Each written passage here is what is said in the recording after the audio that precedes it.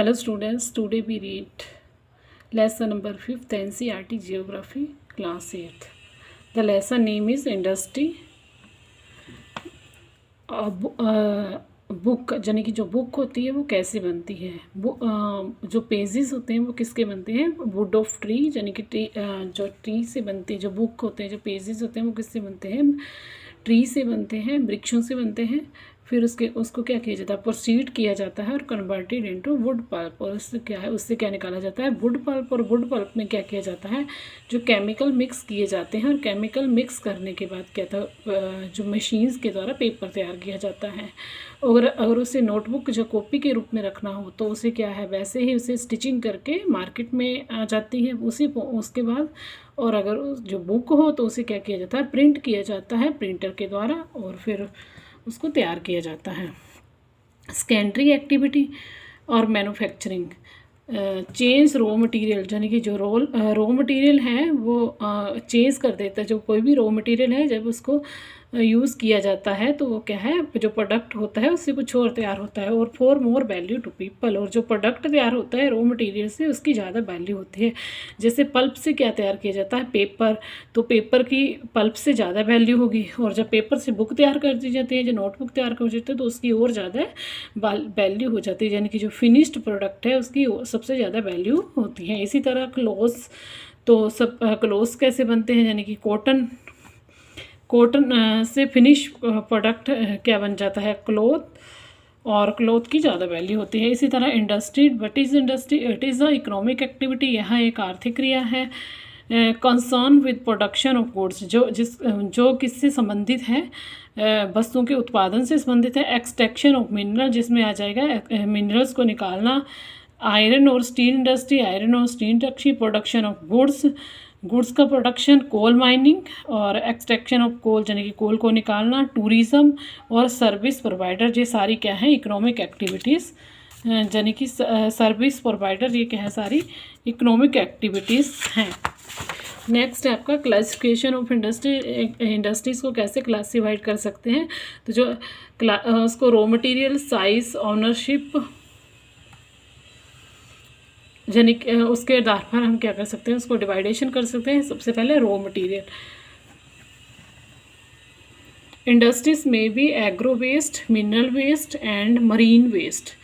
Industries क्या हो सकती हैं, एग्रो वेस्ट हो सकती है, मिनरल वेस्ट और मरीन वेस्ट और फॉरेस्ट वेस्ट होती हैं। तो इनको वन बाय वन करके रीड करेंगे। Agro waste industries used plants and animal, जिसमें क्या है, प्लांट्स और एनिमल्स जो रॉ मटेरियल के रूप में यूज़ होते हैं।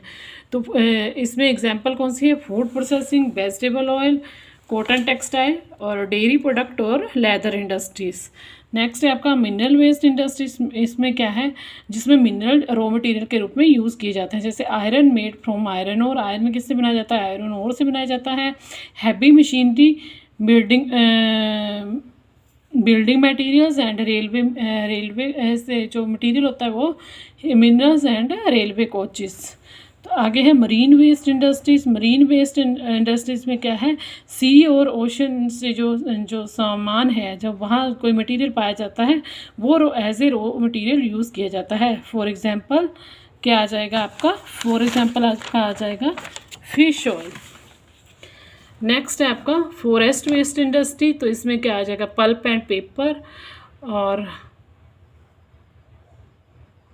उसके बाद फर्नीचर, बिल्डिंग्स वगैरह आ जाएगा। और उसके नेक्स्ट है आपका साइज़ के आधार पर, जो साइज़ के आधार पर टू टाइप में बांटते हैं, स्मॉल स्केल इंडस्ट्रीज और large scale industry. Small scale industry तो सबसे पहले हम कॉटेज इंडस्ट्री के रूप में देख लेते हैं। Cottage industry is that industry in which good are manufactured by simple processing, जिसमें जो गुड्स हैं वो सिंपल प्रोसेसिंग के थ्रू तैयार की जाती हैं। बाई विलेज आर्टिसन, विलेज के आर्टिसन के द्वारा, एंड हिज फैमिली मेम्बर्स, और उसके परिवार के सदस्यों के द्वारा। For example basket weaving, pottery and other handicrafts क्या हैं, स्मॉल स्केल इंडस्ट्री। और कॉटेज इंडस्ट्री है जी।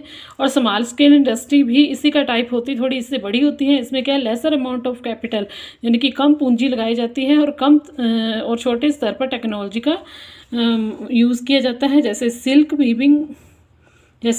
वीविंग और फूड प्रोसेसिंग। नेक्स्ट है आपका large scale industry. Large scale industries क्या है? Large scale industries that produce a large volumes of production, जो कि बहुत सारे प्रोडक्ट तैयार करते हैं। Investment of capital is higher, capital भी इसमें ज़्यादा लगती है, यानी कि पूंजी का प्रयोग ज़्यादा किया जाता है। पूंजी मीन्स मनी का। टेक्नोलॉजी भी सुपीरियर होती है और लार्ज स्केल पर लगाई जाती हैं। और इसके एग्जांपल्स हैं production of automobiles and heavy machineries.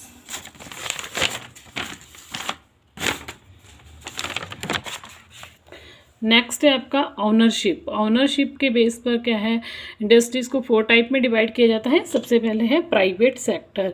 तो जो प्राइवेट सेक्टर है, इसमें जो इंडस्ट्रीज होती हैं उसको कौन ओन करता है? एक इंडिविजुअल मीन्स एक सिंगल पर्सन या ग्रुप ऑफ इंडिविजुअल होता है, फॉर एग्जाम्पल टिस्को।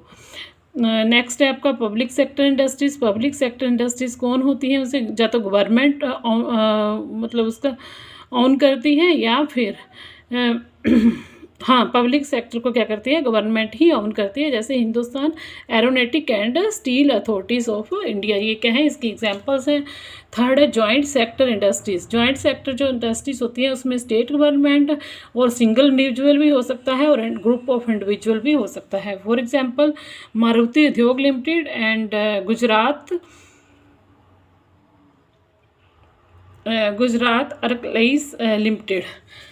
जिसके पीछे लिमिटेड लगा होगा तो वो क्या होगी? जॉइंट सेक्टर में होगी। नेक्स्ट है आपका कोऑपरेटिव सेक्टर। तो जिसमें क्या है, जो प्रोड्यूसर सप्लायर दोनों हो सकते हैं, जो कि रॉ मटेरियल प्रोवाइड करते हैं, यानी कि रॉ मटेरियल प्रोवाइड करने वाला सप्लायर भी इसमें ओनर हो सकता है और प्रोड्यूसर भी हो सकता है, और इसके अलावा इसमें वर्कर भी ओनर होते हैं। तो ये सारे मिलकर के यानी कि जॉइंट सेक्टर में चलाते हैं। For example Sudha dairy, Amul milk and mother dairy. इस तरह से हमारा फर्स्ट पार्ट क्या हुआ? फिनिश हुआ। नेक्स्ट पार्ट हम नेक्स्ट वीडियो में करेंगे।